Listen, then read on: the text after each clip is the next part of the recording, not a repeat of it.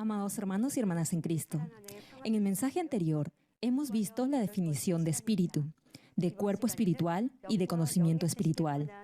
Hoy vamos a hablar del verbo o la palabra y de Dios. En algunas versiones de la Biblia se usa el vocablo palabra en lugar de verbo. En ese caso se emplea como sinónimo. Bien, continuemos. Juan capítulo 6, versículo 63 dice: el espíritu es el que da vida, la carne para nada aprovecha. Las palabras que yo os he hablado son espíritu y son vida. Y Juan capítulo 17, versículo 17 agrega: santifícalos en tu verdad, tu palabra es verdad.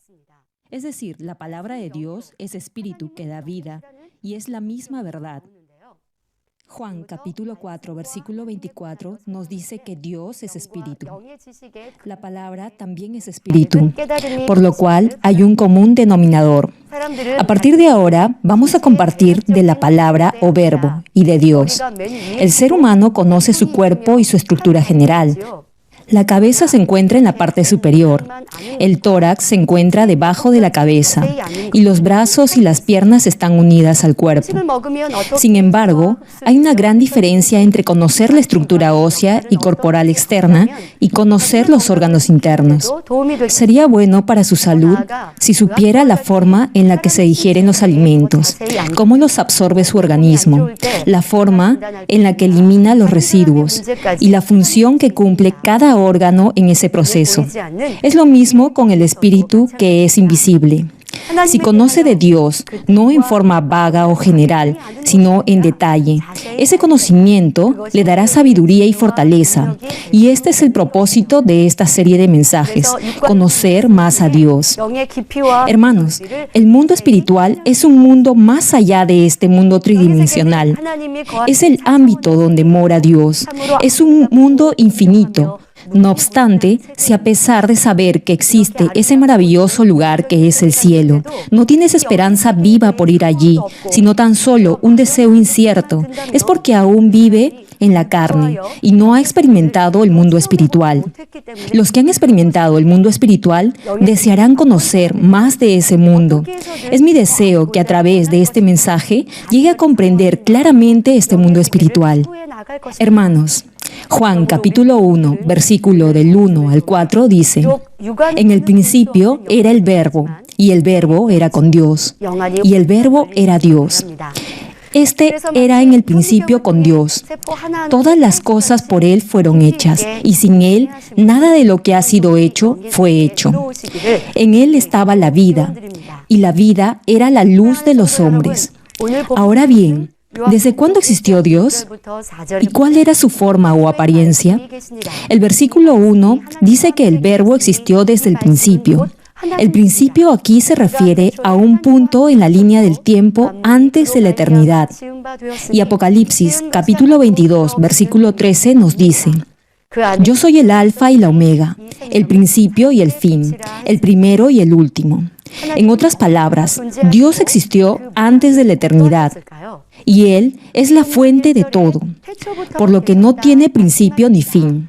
Su principio y final no se pueden establecer.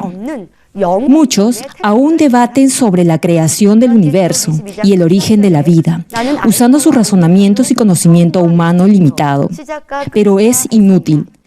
Hermanos, todas las cosas fueron creadas por Dios Creador, quien es el principio y el fin. Ahora bien, la razón por la que se usó la palabra principio aquí es porque para el razonamiento humano debe haber un principio y un fin.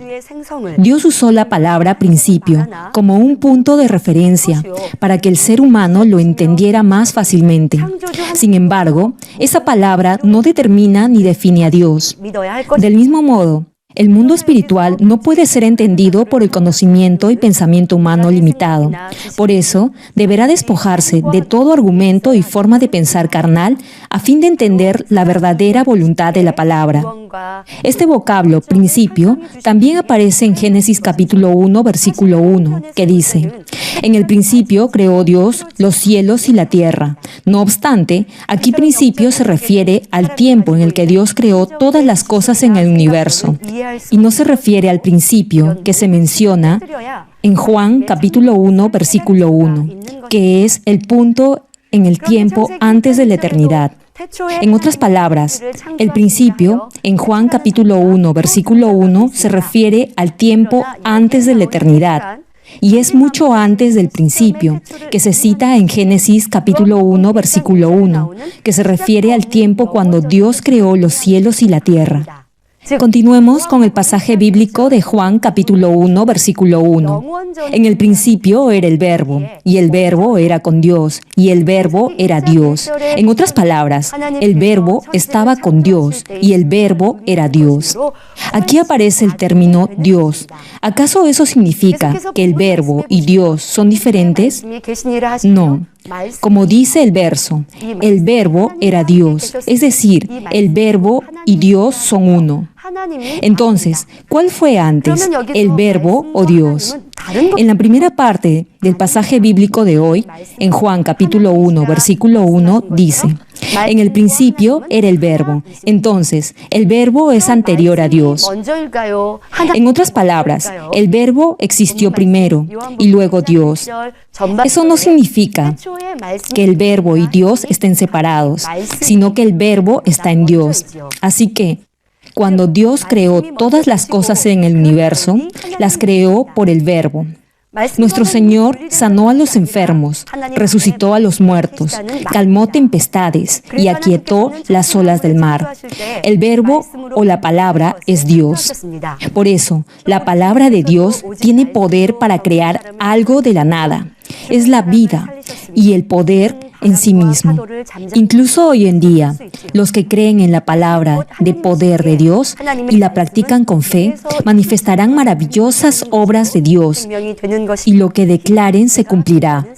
Además, en estos días finales, cuando el pecado se ha generalizado, los incrédulos a menudo dicen que creerán en Dios si se lo muestran. Sin embargo, aquellos que practican el pecado no podrán ver a Dios, que es la misma luz, ni Dios podrá manifestarse en sus vidas. No obstante, Dios se mostrará a los que creen fielmente en la palabra de Dios y la obedecen, y manifestará su poder a través de ellos. Por eso, deberá vivir por la palabra de Dios y llegar a la plenitud del Espíritu. Hermanos, deben crecer en el Espíritu hasta llegar a ser un varón perfecto, a la medida y la estatura de la plenitud de Cristo. Así podrán manifestar las maravillosas obras del Dios vivo, y muchas almas serán salvas. Volviendo al pasaje, en el principio era el Verbo. Es decir, el Verbo era desde antes del principio. Eso quiere decir que Dios, en su forma originaria, existió en la forma de Verbo. Sin embargo, ¿por qué el siguiente versículo dice que el Verbo estaba con Dios? Es porque el vocablo Dios ya contaba con una forma específica y era necesario ese término o título para que el ser humano lo llamara de esa manera. Por eso, el vocablo Dios se le dio al Verbo que ya existía desde el principio. El Verbo ya era desde el principio y el nombre Dios se le dio al Verbo. Entonces se completaron y complementaron y fueron uno. A ver, para una mejor comprensión, compararé esto con la constitución del ser humano. El ser humano tiene un espíritu y alma, que es como el núcleo del hombre, y también tiene una forma exterior visible a los ojos, que es el cuerpo. Si se le da un nombre a una persona, esa persona se llama por ese nombre. ¿Hasta aquí estoy siendo clara? Ahora bien, llamamos a la persona por su nombre, que incluye y contiene su espíritu y su propia forma externa. Su espíritu no tiene un nombre diferente al de su forma corporal. El espíritu y el alma ya se incluyen en el cuerpo. No obstante, el nombre se le da a su forma exterior o cuerpo, para que se pueda diferenciar de los demás. El ser humano consiste en espíritu, alma y cuerpo. Sin embargo, los tres son uno. Es lo mismo en el caso de Dios y el Verbo. El Verbo estaba en el principio y luego adoptó una forma que lo revestía, a la que le dio el nombre de Dios. Quizás se pregunte, En el caso del hombre, ¿qué surgió primero, su espíritu y alma o su forma o figura? Génesis capítulo 2, versículo 7 dice: Entonces Jehová Dios formó al hombre del polvo de la tierra y sopló en su nariz aliento de vida, y fue el hombre un ser viviente. Cuando Dios creó al hombre, primero formó la figura y luego sopló en esa figura el espíritu, que es lo que contiene el cuerpo. Es decir, en el hombre, la forma es anterior al espíritu. Por el contrario, el verbo es previo a la forma de Dios. Dios existió en la forma de verbo o palabra antes de crear los cielos y la tierra, y luego se revistió con la figura o forma de Dios para llevar a cabo el plan de cultivo del ser humano. Esta es la diferencia entre el Creador y sus criaturas. Solo cuando comprenda esa diferencia correctamente, podrá entender el significado de la Escritura cuando dice: Dios es espíritu, y el verbo era Dios. Juan capítulo 1, versículo 14 señala: Y aquel verbo fue hecho carne y habitó entre nosotros, y vimos su gloria, gloria como el unigénito del Padre, lleno de gracia y de verdad. Es decir, el verbo se hizo carne y vino a esta tierra. Ahora bien, ¿a quién nos referimos como el verbo o la palabra? Nos referimos a Jesucristo, quien es la gloria del unigénito del Padre. Jesucristo reveló la gloria del unigénito del Padre, dio gracia a todos aquellos que venían a Él y resplandeció como la luz de la verdad. Ahora bien, ¿por qué Jesucristo reveló la gloria del unigénito del Padre? Les doy un ejemplo. Un hombre tiene un hijo, quien habla y actúa tal como él, y la gente dice que es vivo retrato de su padre. Como hay un cordón umbilical espiritual que une el corazón del hijo con el del padre, la forma de actuar del hijo imita a la del padre. Digamos que el hijo ve que su padre es respetado y elogiado por los demás. Entonces seguirá su ejemplo y hará lo bueno sirviendo a otros. Por eso, encomiarán al padre por tener un hijo tan educado y atento. De la misma manera, Jesucristo manifestó la gloria de Dios y su inmenso amor a toda la humanidad. Al venir a esta tierra como el Hijo de Dios y accionar con el mismo corazón de Dios. De ahí que, cuando sus discípulos le pidieron que le mostrara a Dios, el Señor les dijo: todo el que me haya visto a mí, ha visto al Padre. De esa manera, Jesucristo mostró en hechos la palabra de Dios al ponerla en práctica. Por eso, la Biblia dice que Jesucristo era el Verbo, que se hizo carne y vino a la tierra. Hermanos, ya les mencioné que en el principio era el Verbo y el Verbo era Dios. Ahora bien, ¿por qué el Verbo tenía que convertirse en carne y venir a esta tierra? Podrá entender mejor este aspecto si piensa en el conocimiento del Espíritu. Esto es el conocimiento de vida. Primero, el Espíritu es la vida misma, pero no estará perfeccionado si no tiene contenido. Solo cuando el Espíritu está lleno de conocimiento del Espíritu, es decir, el conocimiento de vida, se habrá perfeccionado. El conocimiento de vida no llena el Espíritu una sola vez. Es un proceso continuo de llenura del Espíritu. El conocimiento de vida se refiere al conocimiento de la verdad, que es la palabra de Dios. Es necesario que todo ser humano mortal cultive la palabra de verdad en su corazón, para que su espíritu se llene de conocimiento de vida y así restaurar la vida eterna que tenía antes que Adán pecara. Sin embargo, antes de llenar su corazón con la palabra de vida, deberá arrepentirse de sus pecados y aceptar al Señor Jesucristo como su Salvador, creyendo que fue crucificado para redimirlo a usted y a toda la humanidad de sus pecados. Y para ello, durante su ministerio en esta tierra, el Señor preparó el camino de la cruz para ser el Salvador de toda la humanidad, viviendo solo de acuerdo a la palabra y la voluntad de Dios. No usó su posición como Hijo de Dios como pretexto para hacer lo que deseaba. Más bien, obedeció totalmente la voluntad de Dios y testificó que Él era el Verbo, que se hizo carne y vino a esta tierra. Juan capítulo 12, versículo 49 dice: porque yo no he hablado por mi propia cuenta. El Padre que me envió, Él me dio mandamiento de lo que he de decir y de lo que he de hablar. Es decir, nuestro Señor obedeció perfectamente la palabra de Dios, vivió de acuerdo a ella y la cumplió con amor. Jesucristo, quien es el Verbo, se hizo carne, vino a esta tierra y vivió perfectamente por la palabra de Dios, que es el conocimiento de vida. Por eso, Él es el camino, la verdad y la vida, que lleva a todo ser humano a la vida eterna. El Verbo es Dios, y Dios es la forma del Verbo. El Verbo vino a esta tierra en carne, y al practicar la palabra, sus hechos y acciones se hicieron conocimiento de vida. Por eso, el Señor dijo en Juan capítulo 15, versículo 7, «Si permanecéis en mí, y mis palabras permanecen en vosotros, pedid todo lo que queréis, y os será hecho». Y Primera de Juan capítulo 4, versículo del 2 al 3 señala, «En esto conoced el Espíritu de Dios. Todo espíritu que confiesa que Jesucristo ha venido en carne es de Dios, y todo espíritu que no confiesa que Jesucristo ha venido en carne no es de Dios. Y este es el espíritu del anticristo». Este verso enfatiza que todo aquel que dice que cree en Dios, pero niega al Señor Jesucristo, no es salvo.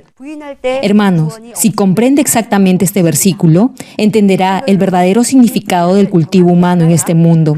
Después que el primer hombre, Adán, pecara, el espíritu de todo ser humano murió y el hombre se volvió un ser carnal. En ese estado, no podía salvarse del infierno por sus propias fuerzas. Vivieron alejados de Dios, camino a la muerte eterna. La primera parte de Génesis capítulo 6, versículo 3 dice, «Y dijo Jehová, no contenderá mi espíritu con el hombre para siempre, porque ciertamente él es carne». Un Dios puro y 3 veces santo nunca podría tener comunión con un ser humano carnal, pervertido por practicar el pecado. Es lo mismo que sucede con los polos de un imán.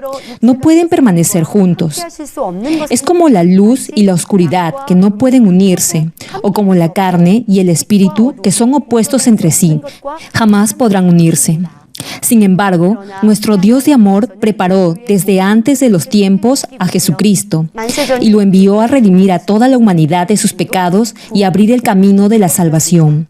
Y el Señor, quien es el Verbo, se hizo carne y vino a esta tierra, cumpliendo la palabra de Dios, que es el conocimiento de vida. Y así se convirtió en el camino para reconciliar con Dios el espíritu muerto en el hombre. Por eso Jesucristo vino a esta tierra para reconciliar a los hombres con Dios. Dios también envía al Espíritu Santo al corazón de cada creyente.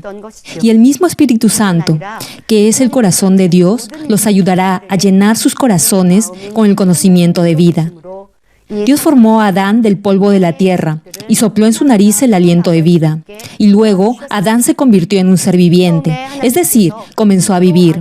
De la misma manera, Dios envía el Espíritu Santo a todos los que aceptan al Señor Jesucristo como su Salvador, y así reviven sus espíritus muertos e inactivos. Es decir, sus espíritus vuelven a nacer por el Espíritu Santo. Hermanos, podrán llegar a la plenitud del Espíritu y tener plena comunión con Dios en la medida en que desechen lo carnal y llenen sus corazones con el conocimiento de vida, con la ayuda del Espíritu Santo. Lo que tiene que hacer ahora es practicar la palabra de Dios en su vida diaria, es decir, accionar con el conocimiento del Espíritu. De esta manera, si vive por la palabra de Dios, su vida será completamente llena del Espíritu Santo. En la medida en la que su espíritu reviva por el Espíritu Santo, podrá cambiar de un ser carnal a un ser espiritual. Hermanos, tal vez se pregunte, ¿cómo puede saber si ha llegado a la plenitud del Espíritu? Alguien que ha llegado a la plenitud del Espíritu habrá cultivado su corazón con la palabra de Dios, es decir, con el conocimiento de Espíritu, y habrá puesto en práctica la palabra de Dios en su vida diaria. Verá, oirá y hablará únicamente lo que es bueno y edificante. Ahora bien, ¿cuál es la norma o medida que determina si ha llegado o no a la plenitud del Espíritu?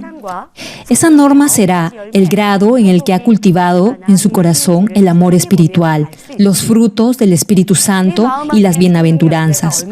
Es decir, podrá discernir el nivel de su espíritu al ver la medida en la que manifiesta los 9 frutos del Espíritu Santo, tales como amor, gozo, paz, paciencia, benignidad, bondad, fe, mansedumbre y dominio propio. Si manifiesta en su vida diaria el amor espiritual y los frutos del Espíritu Santo, eso mostrará que ha llegado al nivel del Espíritu y a la santidad. Más aún, si además manifiesta el fruto de las bienaventuranzas, habrá llegado a la plenitud del Espíritu, tal como cita 1 Corintios capítulo 6, versículo 17. Pero el que se une al Señor, un espíritu es con Él. Es decir, si permanece en la palabra del Señor y la pone por obra, será uno en espíritu con el Señor Jesucristo. Hermanos, lo que deberá recordar es que a pesar que alcance la plenitud del Espíritu, el Espíritu del hombre es diferente al Espíritu de Dios. El Espíritu del hombre está en el cuerpo y el Espíritu de Dios es el Espíritu mismo. Es decir, la forma de Dios no es una forma terrenal, sino una forma espiritual celestial. El hombre es una criatura. Su cuerpo ha sido formado del polvo de la tierra. En otras palabras, el Creador y la criatura son claramente diferentes. En este sentido, la carne o lo carnal no tiene ninguna relación con el Espíritu o lo espiritual, por lo que el ser humano carnal no podrá tener comunión con Dios y mucho menos verlo. De ahí que llegará a ser un verdadero hijo de Dios únicamente si permanece en el Espíritu. Es decir, en la medida en que deseche lo carnal y la maldad y cultive el Espíritu, se asemejará a Dios. Para Dios, alguien que ha llegado a la plenitud del Espíritu no vivirá en la carne, sino en el Espíritu. Hebreos capítulo 12, versículo 14 cita: «Seguid la paz con todos y la santidad, sin la cual nadie verá al Señor». Es decir, únicamente si desecha toda maldad e impureza de su corazón y se santifica, tendrá una total y perfecta paz con Dios y podrá ver al Señor. Si es lleno con el conocimiento de Espíritu, que es la palabra de Dios, y llega a la santidad perfecta, tendrá la plena seguridad de su salvación y podrá llegar a la mejor morada en el reino de Dios, la Nueva Jerusalén. Aquí termino. Amados hermanos y hermanas en Cristo, hoy hemos hablado del Verbo y de Dios. Asimismo, hemos mencionado la razón por la que el Verbo se hizo carne y vino a esta tierra. También hemos visto la diferencia entre el Espíritu de Dios y el Espíritu del hombre. Tal vez se pregunte, ¿por qué es necesario saber todo lo referido a la carne y al espíritu? Es precisamente para ayudarlo a despojarse de todo lo carnal que hay en su corazón y así pueda llegar a la plenitud del Espíritu perfecto y recuperar la imagen perdida de Dios. La primera parte de 1 Tesalonicenses capítulo 4, versículo 3 señala: «Pues la voluntad de Dios es vuestra santificación». Y 1 Pedro capítulo 1, versículo 15 al 16 agrega: «Sino como aquel que os llamó es santo, sed también vosotros santos en toda vuestra manera de vivir. Porque escrito está: sed santos porque yo soy santo». En otras palabras, desechar toda forma de maldad y llegar a la santidad no solo es un mandato de Dios, sino también es un deber de todo aquel que se considere verdadero hijo de Dios. Espero que lleguen a practicar completamente en su vida diaria la palabra de Dios, que es el conocimiento de vida, a fin que su alma prospere y además tenga salud. Oro en el nombre de nuestro Señor Jesucristo, para que alcance la plenitud del Espíritu y sea prosperado en todo lo que haga.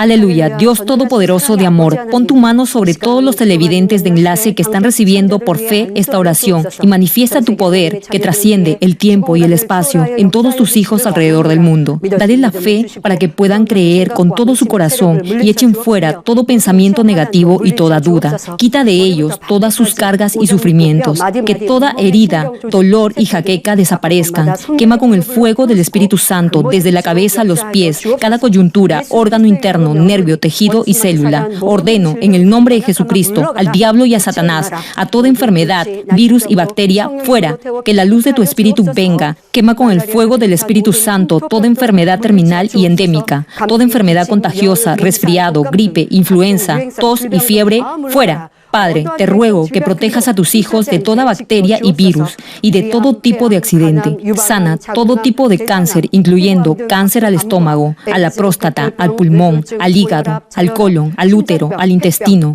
cáncer de mama y toda otra enfermedad como el SIDA, leucemia, apoplejía cerebral, presión arterial alta y baja, enfermedades cardiovasculares y pulmonares, enfermedades de la piel e inflamación, toda polio, parálisis, derrame cerebral, artritis y hernia, fuera.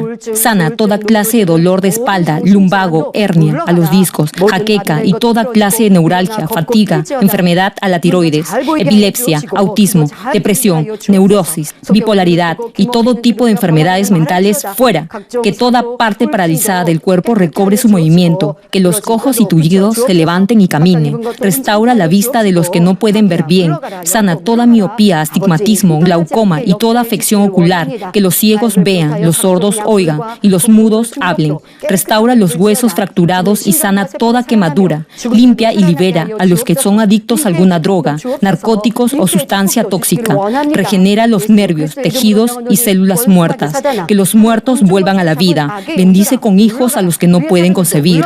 Ordeno en el nombre de Jesucristo al diablo y a Satanás y a toda potestad del aire y toda fuerza del mal, fuera. Todo poder de las tinieblas, espíritus malignos, perversos, deshonestos, engañadores, espíritus de división, de tentación, de mentira y todo espíritu de iniquidad, fuera.